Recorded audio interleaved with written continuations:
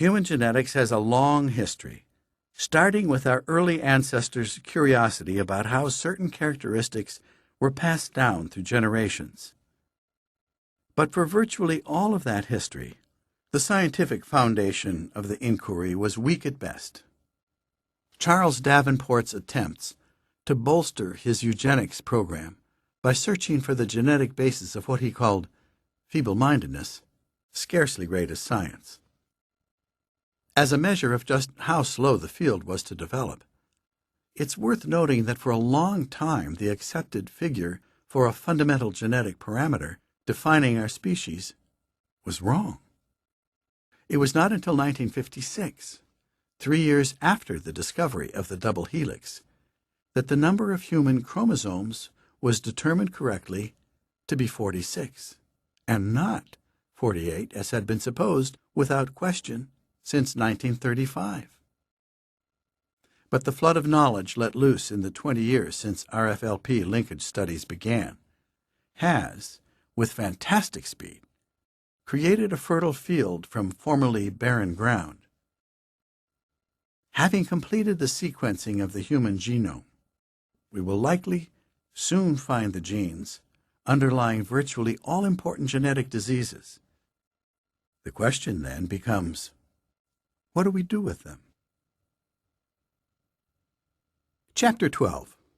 Defying Disease, Treating and Preventing Genetic Disorders. From the moment he was born, David Vetter never felt the direct touch of another human being. David suffered from an inherited condition called Severe Combined Immunodeficiency Disorder, SCID, or SCID. The failure of his body to develop B and T cells, both crucial elements in the immune response to disease, left him susceptible to the slightest infection. David's parents knew before he was born that he might have SCID. Their firstborn son had died of it. The Vetters and the doctors were ready. They decided early on that if the infant should prove to have SCID, he would be isolated in a germ-free environment until a treatment could be developed. Surely it would not be long, given the rate of progress in medicine. David was delivered by cesarean section in September 1971 and immediately placed in a sterile incubator. All contact with him was made using latex gloves built into the little chamber. As he grew older, he was transferred into larger and larger sterile environments, plastic bubbles. But one constant remained, the gloves. They would continue to be his only way of feeling anyone or anything in the outside world. The hoped-for cure proved elusive. David remained in his bubble, where he drew national attention. NASA tried to help him with a mobile biologistical isolation system, essentially a spacesuit, permitting the boy the freedom to venture beyond the bubble. But a spacesuit is really only a bubble of a different kind. Advances in transplantation methods looked promising, and in October 1983, a month after his 12th birthday, David received a bone marrow transplant from his older sister.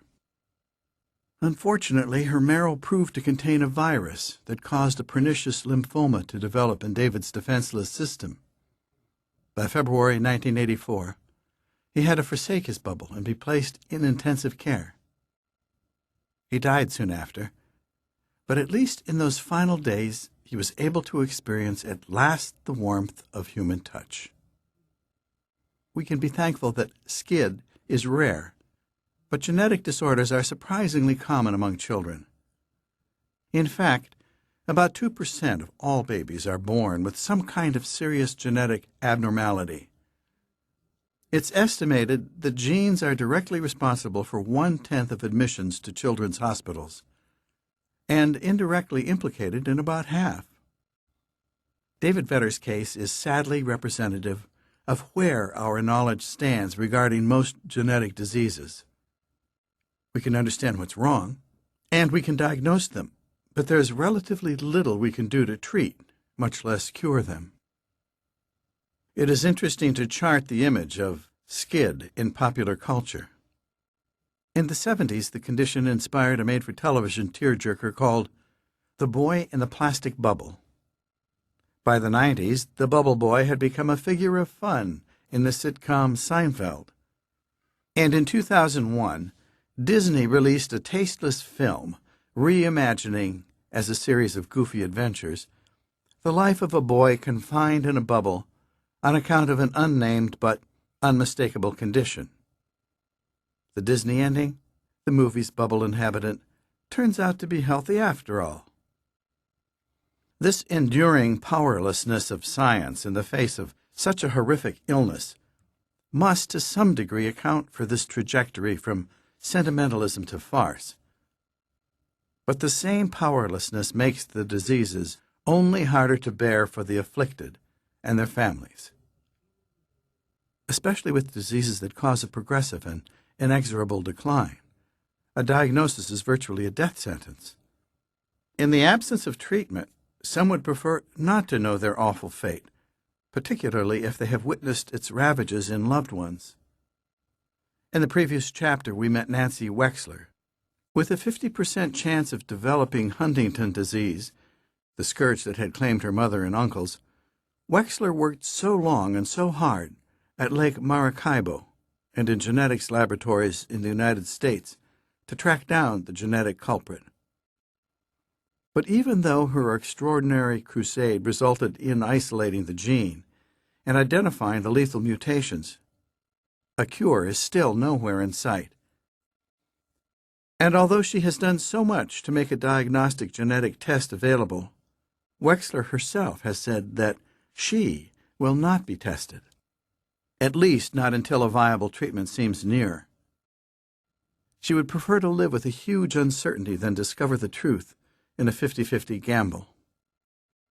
The odds are even that she will face a mental and physical decline, leaving her a shell of the dynamic woman she is now. Sometimes it is almost more unbearable to care for a sufferer than to become one. Carol Carr of Hampton, Georgia, watched her husband, Hoyt, develop Huntington disease in his 30s. His sister, Rosalind, died of it, and his brother George committed suicide soon after being diagnosed. Carol quit her job and became Hoyt's full-time nurse for the next 20 years as he fell apart. They already had 3 sons by the time Hoyt was diagnosed, and when he died in 1995, Carol was already nursing her 2 eldest, Randy and Andy, as she had her husband, feeding and bathing them, giving them their medicine, helping them to the bathroom. Soon James, her youngest, was also developing symptoms. In despair, Carol reluctantly placed Randy and Andy in a nursing home, where on June 8, 2002, she shot them both dead. The New York Times reported James' opinion that Huntington had killed his brothers long before his heartbroken mother ever pulled the trigger. Not all genetic diseases are tragedies of medical helplessness. Perhaps the best example to the contrary is the disorder responsible for that strange fine print warning appearing on some food products, especially soft drinks. Contains phenylalanine. Phenylalanine is an amino acid, a common component of proteins, that cannot be processed by people with a genetic disorder called phenylketonuria, PKU. The story starts in Norway in 1934. A young mother was determined to find out what was wrong with her 2 children, ages 4 and 7, both of whom had seemed perfectly normal at birth. The elder was not fully toilet-trained and was barely capable of speaking a few words, let alone forming a complete sentence.